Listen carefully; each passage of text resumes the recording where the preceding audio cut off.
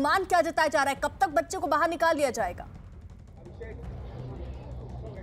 देखिए अर्पिता, लगातार ऑपरेशन चल रहा है, रेस्क्यू किया जा रहा है। कुछ तस्वीरें हम दिखाने की कोशिश करेंगे। ठीक पीछे आप देख सकती हैं तमाम जो सेना के जवान हैं वो रेस्क्यू करने में जुटे हुए हैं। एनडीआरएफ की टीम है वो भी रेस्क्यू कर रही है और एसडीआरएफ की टीम है वो भी रेस्क्यू कर रही है। यानी कुल मिलाकर यह है कि शिवा को बचाने की जो लगातार जद्दोजहद है वो चल रही है।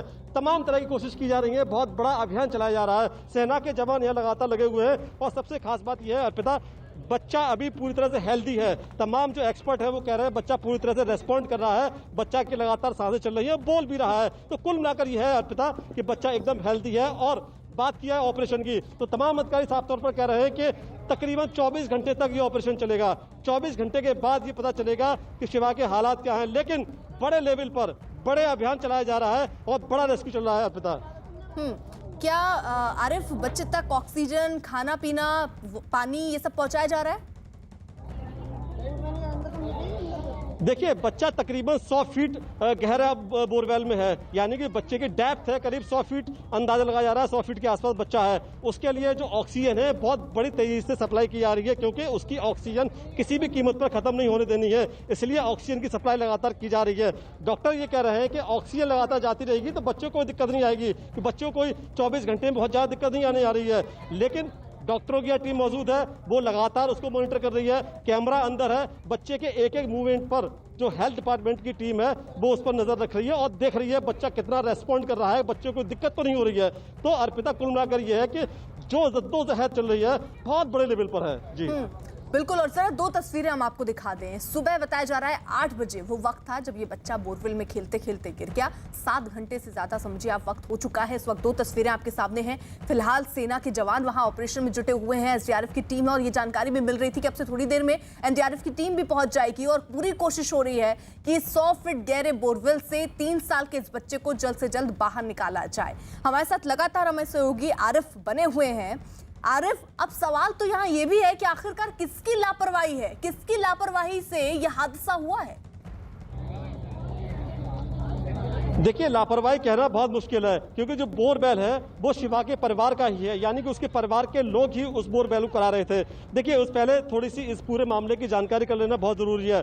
पहले एक बोरवेल खोदा गया जिसमें शिवा गिरा है, जब उसमें पानी नहीं निकला, पूरी तरह से डेड था, तो उसको बंद नहीं किया गया। उसके बगल में दूसरा बोरवेल खोदा गया, उसमें पानी निकला, यानी कि जो पहला बोरवेल है जिसमें शिवा गिरा है उसको बंद नहीं किया गया। सुबह के वक्त 8 बजे के आसपास इस बोरवेल को बंद करने की कवायद की जा रही थी, बंद करके इसको मिट्टी डाली जा रही थी, इसको बंद किया जा रहा था। इसी बीच शिवा आया और शिवा का पैर फिसला और शिवा अंदर चला गया। तो लापरवाही देखिए परिवार की है, कोई सरकारी काम नहीं हो रहा था, कोई बाहरी काम नहीं कर रहा था, कोई ठेकेदार काम नहीं कर रहा था। लापरवाही अपने घर से रही है और ये जिम्मेदारी उनके घर वालों की है कि आखिरकार 120 फीट गहरा बोरवेल खोदा और उसको बंद क्यों नहीं किया गया। जी शुक्रिया आरिफ। तो फिलहाल यहाँ रेस्क्यू ऑपरेशन जो है वो बड़ी ही तेजी के साथ चल रहा है और जल्द से जल्द कोशिश की जा रही है कि इस बच्चे को निकाल लिया जाए। और इसी बीच एक बड़ी खबर आ रही है लोक जनशक्ति पार्टी से, जहां सियासी हलचल के बीच चिराग पासवान और उनके चाचा पशुपति कुमार पारस की मुलाकात नहीं हो पाई। चिराग पासवान करीब 1.5 घंटे तक अपने चाचा के घर रुके, लेकिन दोनों को मुलाकात उनकी नहीं हुई। इससे पहले आज सुबह पशुपति पारस ने एक प्रेस कॉन्फ्रेंस की और कहा कि एलजेपी एनडीए के साथ ही रहेगी। पशुपति पारस ने चिराग पासवान के विधानसभा चुनाव में अलग लड़ने के फैसले पर सवाल उठाए। पार्टी प्रवक्ता के मुताबिक 5 सांसदों ने बैठक कर पशुपति पारस को लोकसभा में संसदीय दल का अपना नेता चुना है। चिराग पासवान से मुलाकात नहीं हुई उनके चाचा की, वो इंतजार करते रहे, लेकिन चाचा ने उनसे मुलाकात नहीं की। चाचा यहाँ पर अपने घर पर थे ही नहीं और चिराग पासवान 1 घंटे तक घर पर इंतजार करते रहे और अब यहाँ से निकल रहे हैं। कोशिश भी करते हैं कि चिराग लेकिन चिराग इस समय कोई बात अभी उन्होंने हालांकि मीडिया से नहीं की है और चिराग 1 घंटे तक इंतजार करने के बाद अब यहाँ से निकल रहे हैं। तो करीब 1 घंटे उन्होंने इंतजार किया अपने चाचा का कि उनसे मुलाकात हो सके, लेकिन मुलाकात नहीं हो पाई और अब यहाँ से चिराग पासवान निकल रहे हैं। किसी से कोई बात नहीं की उन्होंने और यहाँ से अब वो रवाना हो गए हैं।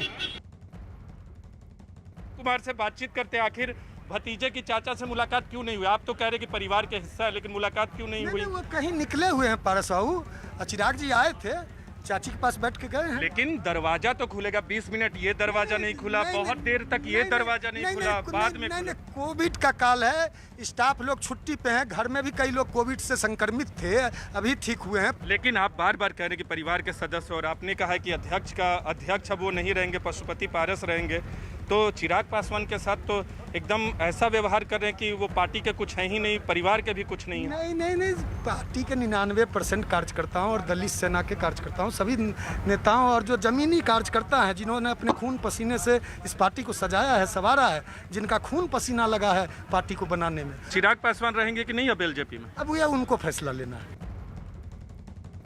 नीरज हमारे साथ